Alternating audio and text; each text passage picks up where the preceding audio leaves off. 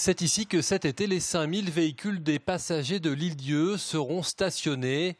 Une solution provisoire trouvée après des discussions entre les collectivités et la préfecture.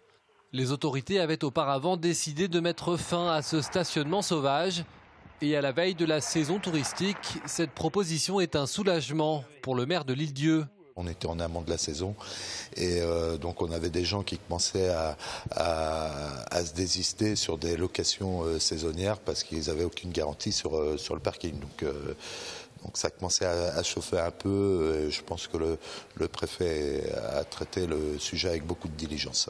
Oui, mais cette solution n'est que provisoire. Cela fait 20 ans que les collectivités réfléchissent à un dossier d'aménagement plus durable. Mais dans cette zone naturelle protégée, le projet doit respecter des contraintes agricoles et environnementales. Un projet a été monté ici, enquête publique, il manquait plus qu'une signature, mais il est tombé à l'eau au Rampiest.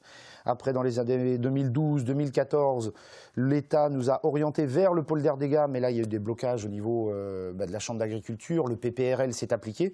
Donc aujourd'hui, tout le monde a pris ses responsabilités, des efforts ont été faits pour supprimer ces terres-là qui est illégales, légaliser celles-ci et l'agrandir avec les parcelles adjacentes à l'est et à l'ouest.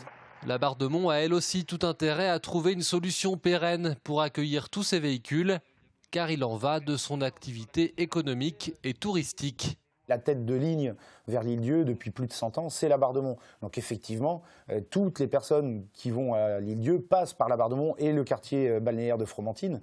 Donc effectivement, il y a des impacts, des enjeux avec le commerce. Enfin, voilà, ce problème de stationnement et l'accès à l'Île-Dieu est beaucoup plus large. C'est des enjeux sociaux, économiques et environnementaux. Bien sûr, il faut légaliser ce stockage qui aujourd'hui est illégal. Mais les liens sont très étroits. Ouais. Un dossier qui devra pour voir le jour obtenir le consensus des collectivités concernées et de l'État.